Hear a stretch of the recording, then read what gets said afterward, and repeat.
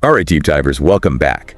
Ready to plunge into a new topic today? Always excited to dive in. Well, today it's all about global trade and economics. Sounds complex. It is, but fascinating too, I promise. Specifically, we're looking at the Carbon Border Adjustment Mechanism. CBAM. Exactly. We've got a research article fresh from the Journal of Business and Management Sciences to guide us. And hopefully enough supplementary data to keep us afloat. You got it. And trust me, there are some surprising findings in here. We're talking unexpected links between things like diabetes and CO2 emissions. Now, that's something I wouldn't have guessed. Right. And of course, we'll be unpacking how this CBAM could completely reshape the global trade landscape, especially for major players like China and the US. What are your initial thoughts on the CBAM?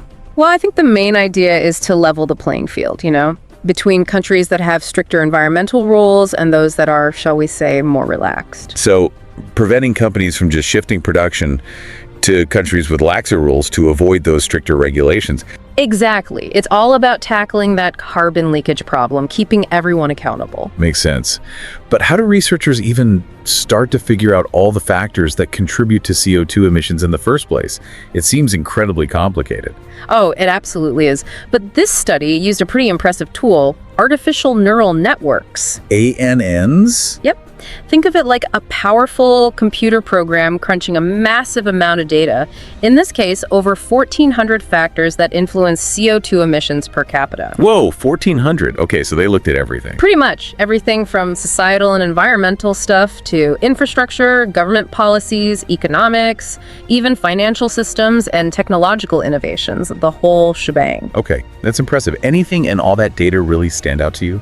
Well, one thing that caught my eye was the focus Japan, the US, and Australia have on CO2 emissions from solid fuels. It suggests they're really serious about environmental protection. Moving towards those cleaner energy sources. Exactly. Now here's a curveball for you. Ready?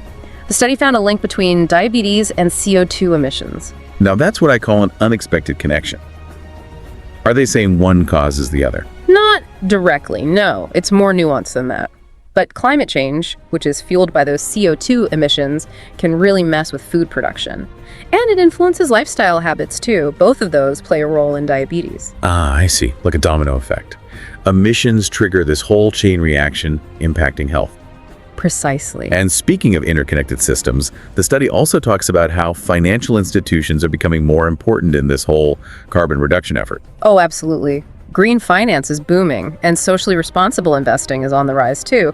Investors are really starting to prioritize companies with good environmental track records. So, money talks when it comes to the environment. You bet. It's becoming a major factor in how businesses approach sustainability. Interesting. Now, the study also looked at CO2 emissions and a country's GDP. I'm guessing they found a link there. They did, and you probably won't be surprised. As economies grow, those emissions tend to climb right alongside them. More industry, more energy consumption, more CO2. Seems like a classic pattern. Unfortunately, it is. But here's the key. Sustainable development can help. We can actually stabilize or even decrease emissions over time, even as the economy grows.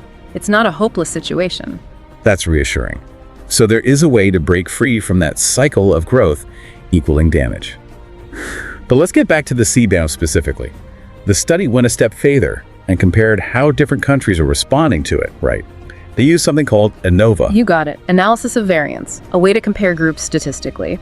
And the ANOVA results showed some pretty distinct trends. Countries like Japan, Australia, and the US are being more proactive about controlling those CO2 emissions. So they're not just waiting to see what happens. And nope, especially Japan.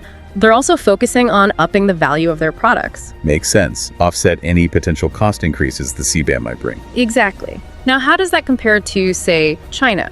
Well, the study found that China tends to lean on trade barriers as a response. Meanwhile, the US and Japan, they're all about that most favored nation tariff treatment.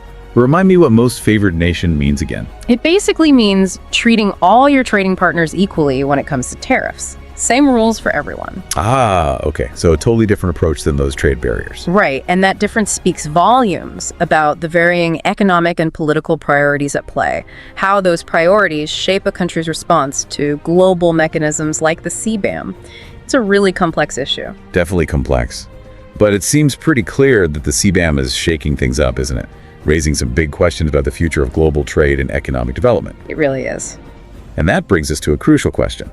if this CBAM actually works, if it actually pushes countries to adopt those low-carbon practices, Yeah. how's it going to change international trade down the line? Could we see a shift in power dynamics as countries adapt to these new rules? That's a great question. And it's not just countries, is it? Businesses are going to have to adapt too. Yeah. Think about the pressure they'll face to invest in cleaner technologies Oh, yeah. and those production methods, right?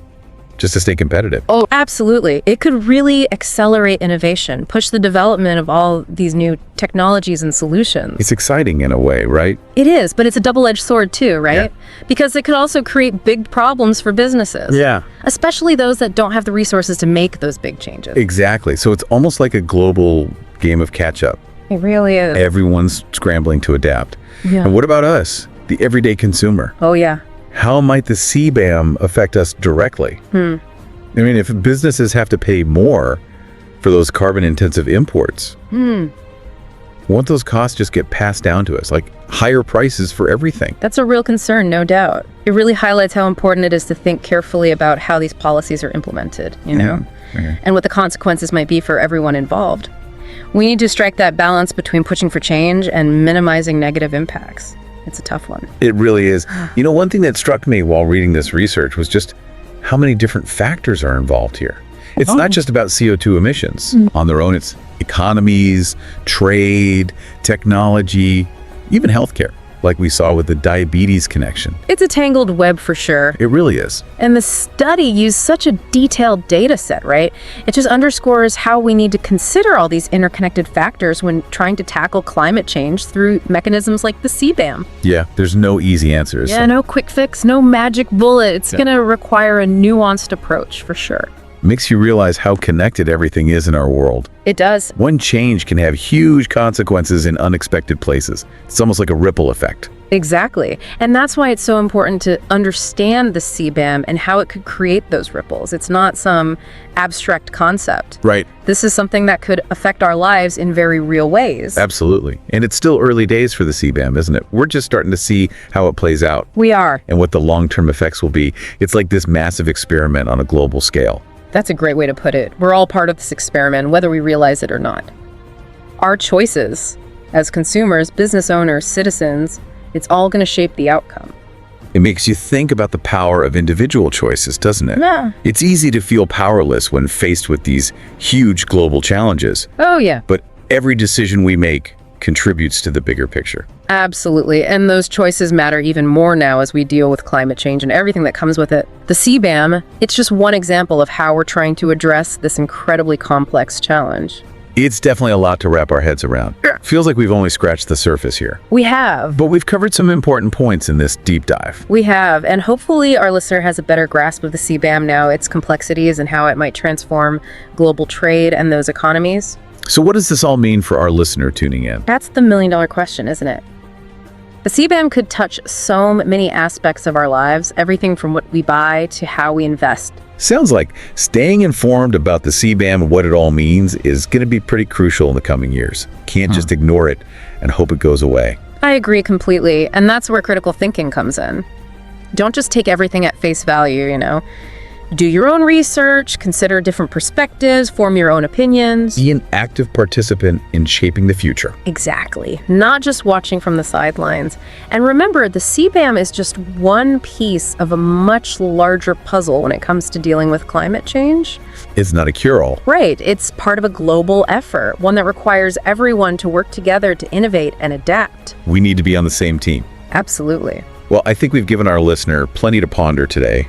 Yep. Any closing thoughts before we wrap up? Well, I think the most important takeaway is that the future's not set in stone, It's not like we're all on this fixed track with a predetermined destination. Right. We actually create the future through our choices, all of our actions together. We all have a role to play. Exactly. The CBAM, it's a powerful tool, that's for sure. No argument there. But it's not a magic wand either. Definitely not. How it all plays out, how much it really changes things, that depends on us. Right. On how we, as a global community, choose to use it. So it's a shared responsibility then. Precisely. And that's why it's so important to stay engaged. Don't just tune out. Yes. Stay informed and be part of the conversation. This really does affect all of us. It does. Now, I know this has been a lot to absorb. We've gone deep today, that's for sure. We have, but hopefully you've come away with a deeper understanding of this whole CBAM thing. All its little quirks and complexities. And how it could reshape our world. It really could. So until next time, keep exploring, keep learning. And keep diving deep.